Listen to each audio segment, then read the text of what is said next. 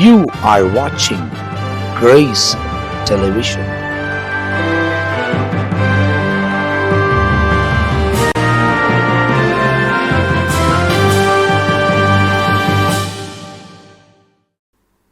Price Lord. Grace TV நேயர்களுக்கு இன்னொரு நிகழ்ச்சியில் உங்களை பார்க்கும்படியான பாக்கியத்தை இந்த டாக் வித் ஜீசஸ் என்ற ப்ரோக்ராமில் ஆண்டவர் இன்னொரு தருணத்தை எனக்கு கொடுத்ததுக்காக உன்னதமான தேவனுக்கு ஸ்தோத்திரம். இன்றைக்கு நாம் சங்கீதம் 91 வசனத்தில் நமக்கு தெரிஞ்ச ஒரு வசனம் தான், உன்னதமானவரின் மறைவில் இருக்கிறவன் சர்வ வல்லவருடைய நிழலில் தங்குவான். He who dwells in the secret place of the Almighty என்று சொல்லி வாசிக்கிறோம்.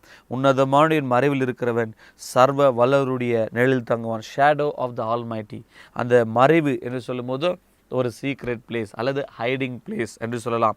அப்போது அந்த உன்னதமானுடைய மறைவில் இருக்கும்போதோ நான் கர்த்தரை நோக்கி நீரே என் அடைக்கலம், என் கோட்டை, என் தேவன், நான் நம்பியிருக்கிறேன் என்று சொல்லுவேன். இந்த சங்கீதம் 91 பார்த்தீங்கன்னா வெறும் வாக்குத்தத்தம் தான். ஒரு பக்கம் 1000 பேர், இன்னொரு பக்கம் 10,000 வந்தாலும் பயப்பட மாட்டேன். ஏன்? நான் ஆண்டவருடைய மறைவில் இருக்கிறேன். I am in the hiding place of God. பிரியமானே, இன்றைக்கி நம்ம கூட ஆண்டவர் நம்ம என்ன பண்ணிக்கிறாருன்னா அவருடைய மறைவில் வச்சுருக்கிறாருங்களா. அதை நீங்கள் மறந்துடாதீங்க. நீங்கள் நினைக்கலாம் ஏதோ இந்த உலகத்தில் நான் வாழ்ந்திருக்கிறேன் அப்படின்னு இருக்காதபடி இல்லை. கொலோசியர் 3ஆம் அதிகாரத்தில் பவுல் அங்கே சொல்கிறார் பாருங்க. கொலோசியர் 3ஆம் அதிகாரம் 3ஆம் வசனம், ஏனென்றால் நீங்கள் மரித்தீர்கள், உங்கள் ஜீவன் கிறிஸ்துவுடனே தேவனுக்குள் மறைந்திருக்கிறது. Your life is hidden in Christ. பிரியமானே, உங்கள் வாழ்க்கை, நிறைய பேர் சொல்லுவாங்க என் வாழ்க்கை என் கையில் இருக்குதுன்னு. உங்கள் கையிலெல்லாம் இல்லை. பைபிள் சொல்லுங்க, நம்முடைய வாழ்க்கை அவருடைய கரத்துக்குள்ளே இருக்குதுங்களா. மை லைஃப் இஸ் ஹிடன்றார் பாருங்க. உங்கள் ஜீவன் கிறிஸ்துடனே கூட தேவனுக்குள் மறைந்திருக்கிறது. நம்ம லைஃப் இயேசு கிறிஸ்துவுக்குள் மறைஞ்சிருக்குதுங்களா. அப்போது எவ்வளோ பெரிய பாதுகாப்பு இல்லைங்களா. ஆண்டவருடைய கரத்தில் உங்கள் வாழ்க்கை இருக்குதுன்னா நீங்கள் உண்மையாகவே நான் பாக்கியவான்கள். பிரியமானவர்களே, நம்ம life is hidden in Christ. பாருங்கள், சங்கீதம் 119 தாவீது அதை பற்றி தெரிஞ்சிருந்தாருங்க. சங்கீதம் 119 11ஆம் வசனம், நான் உமக்கு விரோதமாய் பாவம் செய்யாதபடி உமது வாக்கை இருதயத்தில் வைத்து வச்சேன். I hid your words in my heart என்று சொல்கிறார். அவருடைய வார்த்தை தாவீதுடைய மனதில் இருந்துச்சு பாருங்க.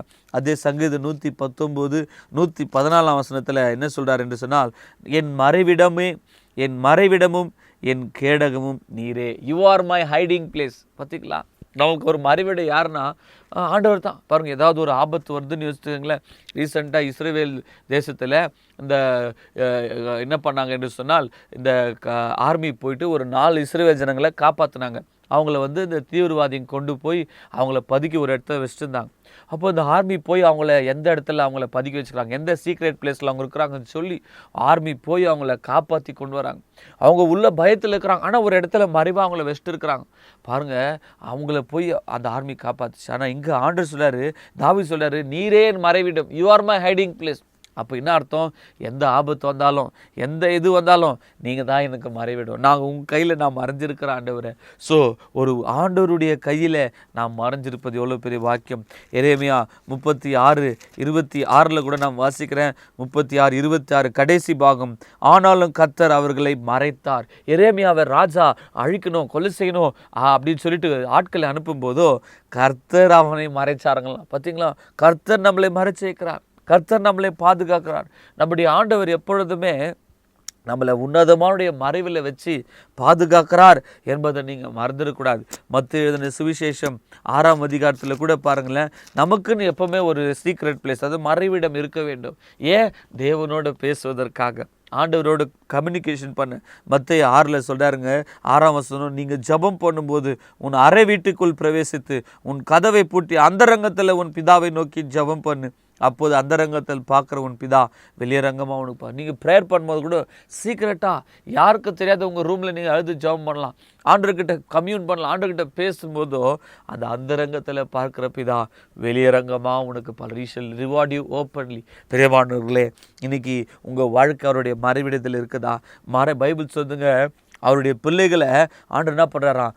மறைவிடத்தில் வச்சு பாதுகாக்கிறார். தாவீதுடைய வாழ்க்கை, சவுல் எங்கே போனாலும் சவுல் அவரை கொலை செய்யணும், அவரை தாவீதை அழிக்கணும் அன்ட்டு எத்தனையோ பிரயத்தனம் பண்ணார்.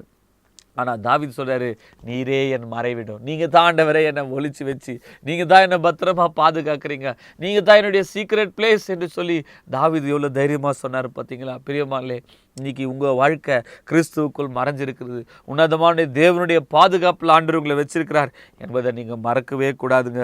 ஆகையினால கர்த்தரே உங்களுக்கு மறைவிடமாக இருக்கிறார். ஆகையினால பாருங்கள், யார் ஆண்டவராக இயேசுவை ஏற்றுக்கொண்டார்களோ அவங்களுக்கு ஆண்டவர் என்ன பண்ணுறாருங்கன்னா, அந்த சீக்ரெட் பிளேஸில் அநேக ரகசியங்களை அவங்களுக்கு சொல்கிறாருங்க. அவங்களுக்கு அநேக ரகசியங்கள் ஆண்டவர் வெளிப்படுத்துகிறார். கொலோசியருக்கு நிருபம் அங்கே பார்த்தீங்கன்னா அநேக ரகசியங்களை கொலோசியில் பவுல் அங்கே எழுதுறதை நாம் பார்க்குறோம். கொலோசியருக்கு நிருபம் 1ஆம் அதிகாரத்தில் 25ஆம் வசனம், ஆதி காலம் முதல் தலைமுறைவாய் மறைவாய் இருந்தது. அந்த காலத்திலேருந்து ஒரு சீக்ரெட் வச்சிருந்தார் ஆண்டவர்.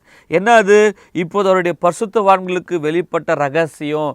என்ன அந்த ரகசியம்? நிறைய பேருக்கு ரகசியம்னா ரொம்ப இஷ்டம். என்ன சீக்ரெட் சொல்கிறீங்க அப்படின்வாங்க. இப்போ நான் கூட உங்களுக்கு ஒரு சீக்ரெட் சொல்கிறேன். என்ன சீக்ரெட்டு? 27ஆம் வசனத்தில் சொல்கிறாரு, புறஜாதிகளுக்குள்ளே விளங்கிய அந்த ரகசியம். என்ன அந்த சீக்ரெட்? என்ன அந்த சீக்ரெட் காரியம் பிளேஸ் என்று சொன்னால், கிறிஸ்துவானவர் மகிமை நம்பிக்கையாய் உங்களுக்குள் இருப்பதே ரகசியம். என்னங்களா அந்த சீக்ரெட்டு? ஆண்டவராக இயேசு உங்களுக்குள்ள இருக்கிறது தான் அந்த ரகசியம். உங்களுக்குள்ள தான் அந்த ரகசியம். உங்களுக்குள்ள தான் தேவ ஞானம். உங்களுக்குள்ள தான் அந்த வல்லமை. இயேசு கிறிஸ்துவானவர் மகிமை நம்பிக்கையா உங்களுக்குள்ளவே வந்துட்டாருங்க.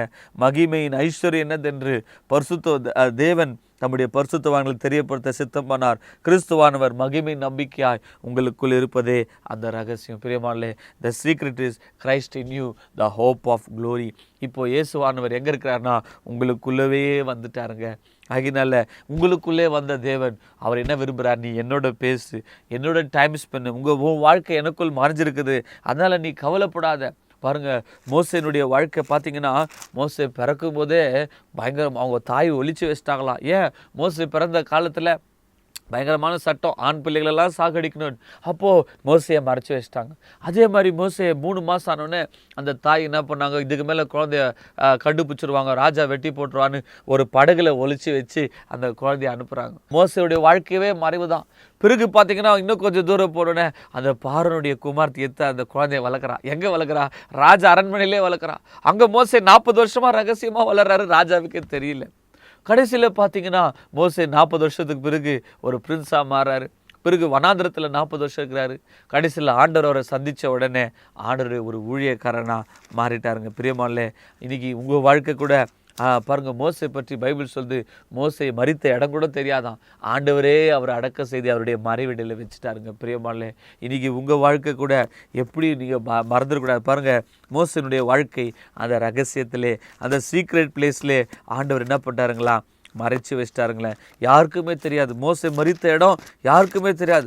அது ஒரு ரகசியமாக அதை பற்றி உபாகமம் 34ஆம் அதிகாரத்தை நாம் வாசிக்கிறோம். அந்த உன்னதமானுடைய மறைவில் இருந்த மோசேனுடைய வாழ்க்கையில் பார்த்தீங்கன்னா, பிறந்தபோதும் ஆண்டவர் அவனை ஒலிக்க வச்சார், அவன் வளர்ந்த போதும் ஒலிக்க வச்சார், பிறகு தேசத்துக்கே தலைவனாக மாற்றினார். இப்போது மோசே மறிக்க போகிறாரு. அவர் மறித்த இடம் கூட யாருக்குமே தெரியாது.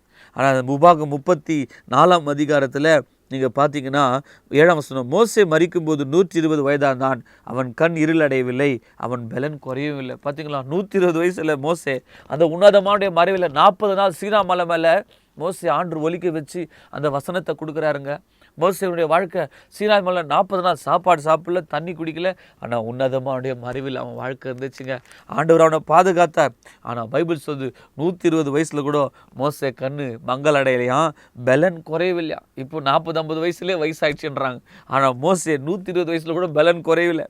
அப்புறம் அவர் மரித்த இடம் கூட என்னமே தெரியலையாம். அந்த உன்னதமான மறைவில் இருந்த மோசே verse 11 சொல்கிறாரு, அவன் இஸ்ரவேலருக்குள்ள எல்லா பிரதட்சமாக செய்த சகல வல்லமையான கிரியைகளையும் மகா பயங்கரமான செய்களை பார்த்தால் கர்த்தரை முகமுகமாக அறிந்த மோசையை போல ஒரு தீர்க்கதரிசி இஸ்ரவேல் அப்புறம் எழும்பவில்லை. பார்த்தீங்கன்னா, மோசே முகமுகமாக தேவனை அறிஞ்சான். காரணம், அவருடைய மறைவில் இருந்தான். பெரியம்மாள், இன்னைக்கு உங்கள் வாழ்க்கை ஆண்டருடைய மறைவில் இருக்குதா? உங்கள் வாழ்க்கை மோசையை போல் ஆண்டருடைய கரத்தில் இருந்துச்சுன்னா ஆண்டு உங்கள் மூலியமாக வல்லமையான காரியத்தை செய்வார். உன் வாழ்க்கை உங்கள் கையில் இல்லைங்க, ஆண்டருடைய கையில் இருக்குது. மோசே ஆண்டவர் பாதுகாத்தார், உங்களையும் பாதுகாப்பார். உன்னதமானுடைய மறைவில் வச்சு ஆண்டு உங்களை பாதுகாப்பாராக. ஜெபம் செய்யலாம். பரலோக பிதாவே, இந்த நிகழ்ச்சியை பார்த்துருக்கிற தேவ பிள்ளைகள் உன்னதமானுடைய மறைவில் வச்சு அவங்கள பாதுகாத்து கொள்ளுங்க. ஆண்டவரே, இயேசு கிறிஸ்துவின் நாமத்தில் மோசே அப்பா, நீர் பாதுகாத்தீர். சீனாய் மலையில் பிறந்த போதும் பாதுகாத்தீர். பிறந்த போது ஒலிக்க வச்சாங்க அப்பா, அந்த படகுல ஒலிக்க வச்சாங்க. கடைசியில் மோசே அரண்மனையில் 40 வருஷங்கிறாரு. ஆனால் தெரியவே தெரியாது ஆண்டவரை. அவரை மறித்து வச்சு ஒரு பெரிய லீடரா, ஒரு பெரிய தீர்க்கதரிசியாக மாற்றினது போல மோசனுடைய பலன் குறைஞ்சு போகவில்லை. மோசனுடைய கண் மங்களடையில. தேவனை முகமுகமாய் பார்த்தது போல ஏசப்பா, நாங்களும் கூட உம்மை முகமுகமாய் பார்க்க இந்த நிகழ்ச்சியை பார்க்குற ஒவ்வொருத்தரும் உன்னதமான மறைவிலே வச்சு நீங்கள் பாதுகாத்து கொள்ளும்படியா இயேசு ரட்சகர் நாமத்தில் வேண்டிக் கொள்கிறோம் பிதாவே. ஆமேன், ஆமேன். Praise the Lord. God bless you.